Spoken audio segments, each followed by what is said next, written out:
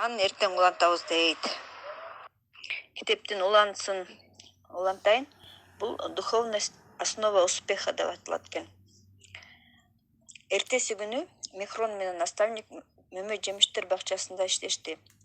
Кереги жок бутактарды обрезка кылып иштеген дагы Михронго жакты. Бат эле үйрөнүп алды обрезка кылганды. Кечинде жумуштан кийин наставник экөө кезигишип, наставник сөзүн баштады. А дегенде мен сага адамдар айткан сөздөрдү конткой укпай, түшүнбөй калышат. Ошонун 5 себеби бар. Ошону айтып берейин. Муну билип алсаң, сен лекцияларда, семинарларда же жөн эле адамдар менен баарлашканда кунт коюп түшүнүп угушуңа жардам берет деди. Бул 5. Биринчиси, биздин ойлорубуз сөздөн 5-10 эсе тез. Сүйлөмдүн аягына чейин уккуча биздин ойлорубуз башка эле нерселерди ойлоп баштайт. Экинчи, биз угуп аткан нерсени мурда эле билгем деп көп нерсени кулагыбыздан сыртынан кетиребиз. Үчүнчү, биз сүйлөп аткан адамды карап, анын сөзүнө көңүл бурбай, анын сырткы келбетин сынайбыз. Төртүнчү, биз угумуш болуп атып ичибизден башка нерсени ойлоп же ары бери өткөндөрдү сынап отурабыз. Бешинчи, биз сөздү угуп атып эле сөздүн маанисине түшүнбөй калабыз. Кел эми түшүнүп уга билгенди үйрөнөбүз. Анын 5 жолу бар. Биринчи, ойду топтогондо тренировка кылабыз. Ал үчүн биз ооз-эки эсептейбиз. Мисалы, 7 көбөйтүлгөн 3 плюс 58 минус 24 бөлүү 11. Ушуларды ооз-эки эсептейбиз. Андан кийин экинчи, башка нерсеге алаксыбай угуп атып эле бир нерсе жасаба.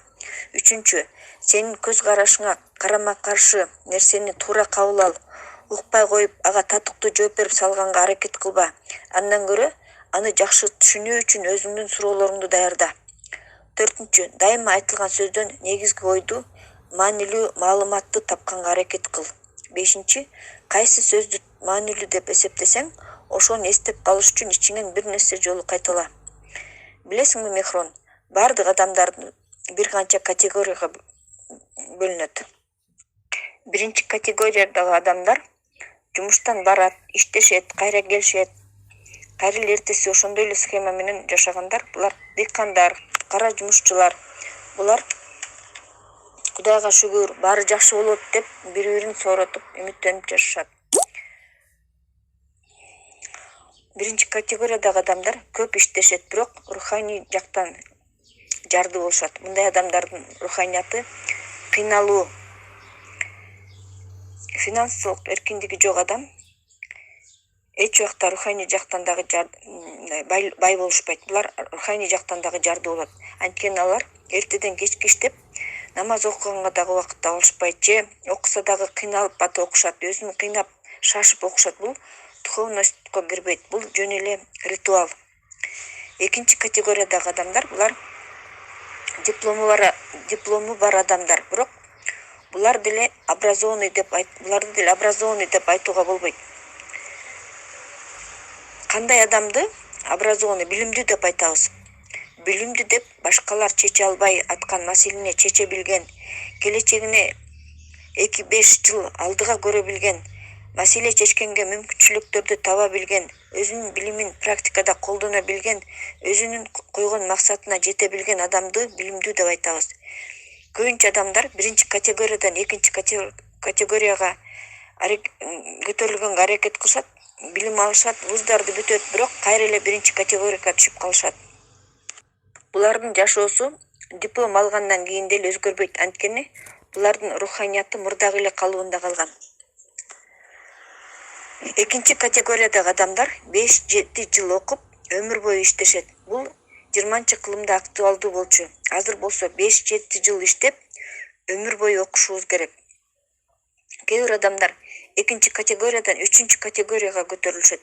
Алар түшүнгөн, канчалык устатчылдыгың жогору болсо, ошончолук мүмкүнчүлүк чоң, ошон үчүн алар дайыма өсүп, жаңы билимдерди алып турушат. Ал эми экинчи категориядагы калгандар ойлошот, мен баарын билем деп, духовный жактан өсүшпөйт. Булар менин дипломум бар, өздөрүн аябай билимдүү сезип ошо окубай эле жүрө беришет. Дайыма билим алып, өзүнүн үстүнөн иштеген адамдар 3 деңгээлге көтөрүлүшөт. Булар бизнес дүйнөсүндө жакшы ийгиликтерге жетишет. Руханий дүйнөдө дагы өздөрүн дайыма өстүрүп турушат. Өздөрүнүн талантын, жөндөмүн өркүндөтүшөт. Булар экинчи категориядагы адамдарга жумуш орун беришет. Дагы 4 категориядагы адамдар бар. Булар руханий дүйнөдө просветленный деп аталышат экен. Ал эми материалдык дүйнөдө буларды инвесторлор деп аташат. 4 категориядагы адамдар дайыма өзүнүн үстүнөн иштешет. Булар жумуш кылышпайт. Булар пассивный доход менен жашашат. Алар түшүнгөн адам дайыма өсүп туруш керектигин жана ички дүйнөнүн үстүндө иштеш керектигин. 4 категориядагы адамдардын кеңеши абдан кымбат турат. Улуу художник Пикассо ресторанда тамак ичип отурганда ага официантка келип: "Мен сизди тааныдым, сиз улуу Пикассосуз. Суранам, менин портретимди тартып бериңизчи" деп суранат экен. Пикассо: "Жакшы болот. Сиз жылмайып мени карап бир канча мүнөт туруп туруңуз" деп бат эле анын портретин тартып берет. Кыз колун сунуп портрет алайын дегенде Пикассо: "Бул $10.000 турат" дептир.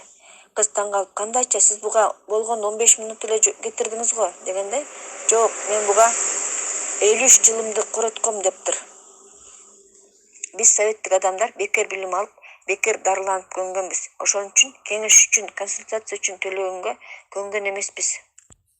Көптөгөн майда компаниялар, фирмалар экономду өздеп, бухгалтер, юрист, финансылык консультант, эксперттердин кызматынан баш тартышат. Алар өзүбүз эле баарын билебиз деп ойлоп, көп кымбат убактыларын коротуп, көп каталарды кетиришет. Кайрадан башынан баштаганга туура келет. Кел, мен сага бир сабак болуучу бир окуяны айтып берейин. Бир деңиз портунда мурдагы капитан, бывший капитан, причалда отуруп алып, өзүмдүн каталарымды сатам деп кыйкырып отурган экен.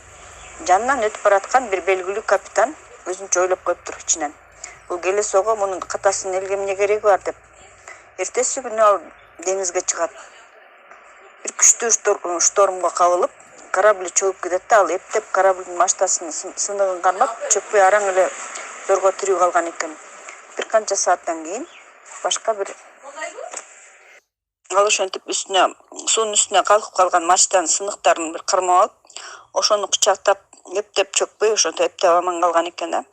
Анан ошентип бир канча сааттан кийин мындай өтүп бараткан бир корабль аны салып, аны сактап калышкан экен да. Анан аны баягы каталарын сатып отурган бывший капитан отурган портко алып барып түшүрүп коюшат экен. Анан ал баягы тааныш үндү дагы угат экен да. Анан жанына барып сураптыр: "Мен сизди экинчи жолу угуп атам. Катаңды сатып атканыңда сен кимсиң" деп сурайт экен да. Анан: "Мен бывший капитанмын, а сенчи" дейт кайра. "Мен буга чейин мен чыныгы капитан болчумун, эми мен дагы бывший капитан болуп калдым" дептир кайра. Анан тиги бывший капитан: "Мен сени 2 күн мурда көргөндө сен өзүңдүн кораблиң менен кетпедиң беле? Эми түшүнүп атам, сен ушу чөккөн турбайсыңбы" деп эме догадаться этет экен да. Анан: "Эгер сен менин катамды сатып алганыңда мындай акыбалга калбайт элең" дептир. Ошондо тиги капитан түшүнгөн экен: өзүңдүн катаңганы окубай, башка бирөөлөрдүн катасынан үйрөнгөн миңдеген эсе арзан экенин. Ошондо түшүнгөн экен да. Анан Мехрон кызыгып сурайт экен: "Өзүнүн билгендерин айтып, консультация берип, көп акчаларды тапкандар барбы" деп. "Албетте бар. Тони Роббинстин бир сааты $1 миллион турат. Эгерде биз Роберт Кийосакини биздин шаарыбызга келип, бизге выступать этип берсин деп сурасак, ага биз $250 000 төлөп беришибиз керек. Бодо Шефердин финансовый грамотность боюнча тренинги €100.000 турат. Эмне үчүн булардын убактылары ушундай кымбат турат? Анткени булар дайыма өздөрүнүн үстүндө иштешет. И ушундай эле духовный лидерлер дагы дайыма өздөрүнүн үстүндө иштеп, дайыма билим алып турушат. Мен сага бир притчаны айтып берейин" дейт. Бул притча идеальный мир деп аталат экен. Бир король ким идеалдуу дүйнөнү, идеалдуу бепилдиктин картинасын тартса, мен ошого эң баалуу сыйлык берем деп художниктерге жар салат. Толтура художниктер королдун алдынан өздөрүнүн тарткан картиналарын алып келишет. Ошол картиналардын ичинен король эки картинаны тандайт. Бирөөсүндө чоң мелмилдеген көл, 4 тарабынан заңкыйган тоолор курчап турат. Асман көпкөк таптаза, аппак булуттар. Аны көргөн адамдын көңүлү сергип, адамдын оюна тынчтык орнойт. Баары ушул картиналарда идеалдуу дүйнө чагылдырылган деп эсептешет. Ал эми экинчи картинада тоолор үстүндө будуңчаң болгон, күркүрөгөн, чагылган асман, шамал уюлгуп атат. Тоодон аябай чоң шаркыратма күркүрөп агып турат. Бул картинада эч кандай тынчтык жок эле. Бирок король ушул картинаны көңүл коюп карап, шаркыратманын ары жагындагы тоонун аскасындагы өсүп турган ичке бакты көрөт. Ал ичке бакта уя айланып турат. Ал уянын ичинде бир чымчык эс алып тынч отурат. Король ушул экинчи картинага сыйлык берген экен. Анткени король түшүнгөн идеалдуу дүйнө бул эч кандай проблемалары жок, кыйынчылыктары жок жер эмес. Ал кандай жер болсо дагы, сырткы дүйнөгө ар кандай аламаттар болуп атса дагы, аларга карабай, ички дүйнөңдөгү тынчтык идеалдуу дүйнө болуп эсептелет.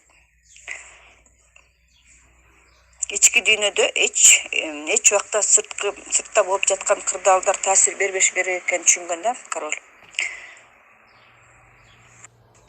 Ошентип кечки тамактан кийин Мехрон жарым саат сейилдеп келип, бир аз китеп окуп, өзүнүн комнатасына келип, анан 10 мүнөтчө китеп окуп, анан көчүлүп уйкуга кетти дейт.